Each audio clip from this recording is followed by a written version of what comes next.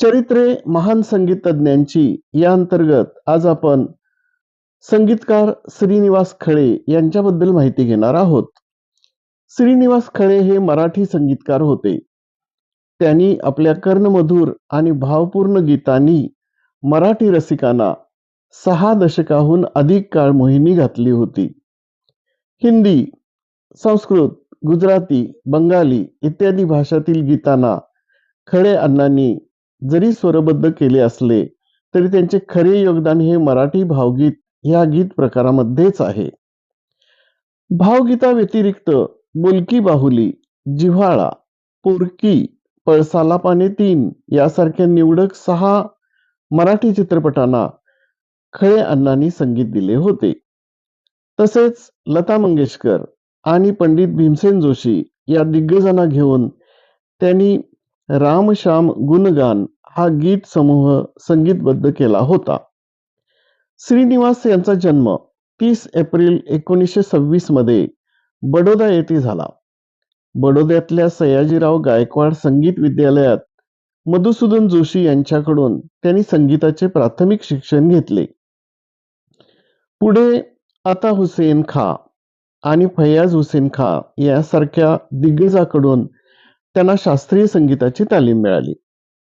बडोदा आकाशवाणीत संगीतकार म्हणून काही वर्षे नोकरी केल्यानंतर श्रीनिवास खळे मुंबईत आले, पण त्यांना काम मिळेना.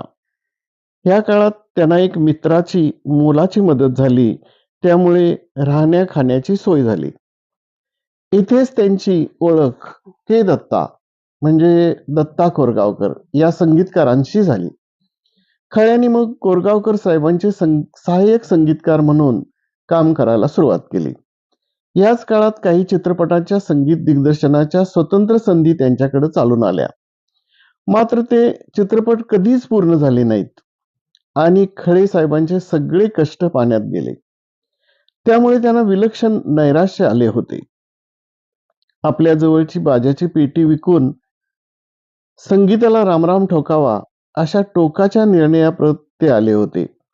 पण अशा वेळी त्यांच्या पत्नीने त्यांना धीर दिला आणि ह्या प्रसंगातून त्यांना सुखरूप बाहेर काढले. बऱ्याच हाल अपेष्टानंतर इसवी सन 1952 साली त्यांची गोरी गोरी पान आणि एका तळ्यात होती बदके पिले सुरेख ही 2 गाणी असलेली पहिली तबकडी प्रसिद्ध झाली. आशा भोसले यांची तिच्यातील ही गीते तेव्हा खूप लोकप्रिय झाली आणि त्याबरोबर श्रीनिवास खळे हे नाव देखील. ह्या दोन्ही रचना गदी माडगुळेकर यांच्या होत्या. मुळात ह्या रचना लक्ष्मीपूजन या चित्रपटासाठी होत्या, पण ऐनवेळी हा चित्रपट मूळ निर्मात्याऐवजी दुसऱ्याच एका निर्मात्याने बनवून त्यात संगीतकार म्हणून खळ्यांना घेतलेच नाही. पण खळ्यांनी लावलेल्या ह्या गीतांच्या चाली गदिमांना इतक्या आवडल्या होत्या की त्यांनी त्याची HMV कडून एक वेगळी तबकडी बनवून घेतली. ह्या दोन्ही गाण्यांनी खळ्यांना खऱ्या अर्थानं प्रसिद्धी दिली आणि मग खळे एक संगीतकार म्हणून मान्यता पावले. 1 मे इसवी सन 1960 महाराष्ट्र राज्य स्थापनेचा दिवस. यासाठी खास राजा बडेंनी 2 महाराष्ट्र गीते लिहिली.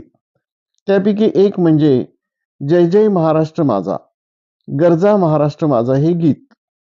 हे गीत शाहीर साबळे यांनी गायले आणि खळे साहेबांनी त्याची चाल बांधली. आजही हे महाराष्ट्र गीत अतिशय लोकप्रिय आहे. ही पावती जितकी राजा बडे यांच्या काव्याला आणि शाहिरांच्या गायनाला आहे, तितकीच ती खळे साहेबांच्या संगीताला देखील आहे. दुसरे महाराष्ट्र गीत म्हणजे महाराष्ट्र जय महाराष्ट्र जय जय जय महाराष्ट्र हे महान गीत खूप सुद्धा गाजले. संगीत पाणीग्रहण ह्या प्रल्हाद केशव अत्रे लिखित संगीत नाटकाला खळ्यांनी संगीत दिले होते. इसवी सन 1968 सालापासून खळे साहेबांनी HMV मध्ये संगीतकार म्हणून नोकरी सुरू केली. त्यानंतर त्यांनी इसवी सन 1973 साली अभंग तुक्याचे हा संत तुकारामांच्या अभंगांचा संग्रह लता मंगेशकर कडून अभंगवाणी पंडित भीमसेन जोशी यांच्याकडून गाऊन घेतली. दोन्ही खूप गाजले.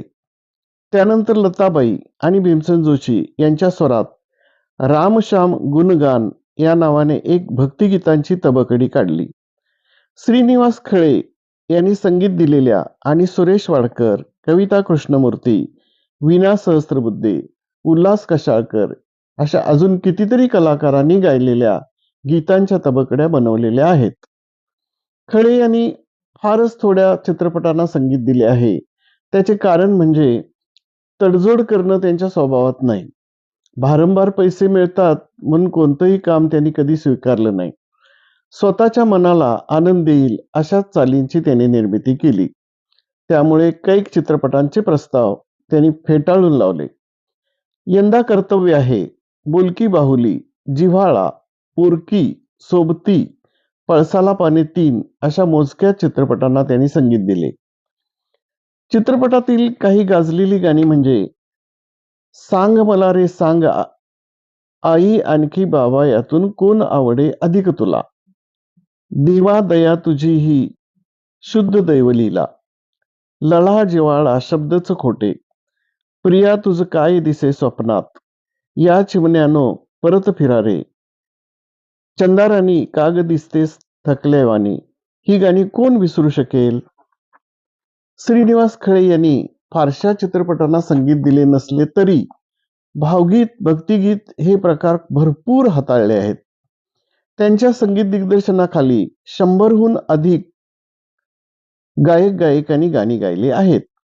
पंडित भीमसेन जोशी, सुधीर फडके, वसंतराव देशपांडे, लता मंगेशकर, आशा भोसले, सुमन कल्याणपूर, माणिक वर्मा, सुलोचना चव्हाण पासून ते हृदयनाथ मंगेशकर, उषा मंगेशकर, अरुण दाते, सुधा मल्होत्रा, सुरेश वाडकर, देवकी पंडित, कविता कृष्णमूर्ती, शंकर महादेवन ते अगदी थेट लिटिल चॅम्प आर्या आंबेकर यांच्या मार्फत कैक नामवंतांची खळे साहेबांच्या दिग्दर्शनाखाली गाणी गायलेली आहेत.